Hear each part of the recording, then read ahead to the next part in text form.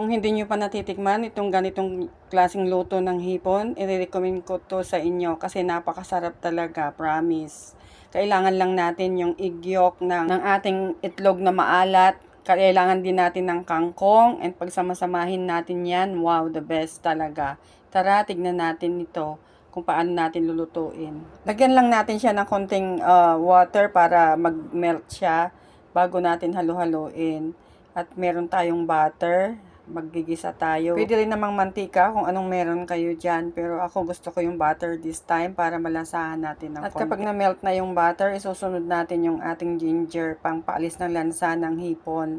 Ganon din yung bawang, isusunod na rin natin. Hindi ko linagyan ng sibuyas. Susunod natin yung ating hipon. Konti lang yung ginawa ko kasi ako lang din naman ang kakain. Paghaluhaluin muna natin bago natin isunod yung ating egg yolk. Hindi ko na nga linagyan ng asin kasi nga maalat na yan guys. Yan na yung pampalasa niya talaga. Ihalo-halo lang natin yan at syempre lalagyan natin siya ng tubig para naman mailagay natin lahat. Huwag natin sayangin kasi masarap yan. At kapag nailagay na natin, lalagyan natin siya ng konting black pepper, saka konting paprika, konti lang naman para pampalasa ng konti. Saka natin takpan para sa ganon mailagay natin yung gulay. Last time may nagkomento guys, sabi nila iba daw yung pagkaluto ko nung patatas na sinare ko nung nakaraan. Pero okay lang yun guys kasi nga syempre kanya-kanya tayo ng version, kaya nga sinasabi ko my own version kasi yun talaga yung nakasanayan ko. Ewan ko rin naman sa inyo, 'di ba? Kung mas masarap sa inyo, mas okay din na mag-comments lang din kayo para matuto rin naman ako kasi pare-parehas naman tayong nagluluto lang ng tsambahan lang.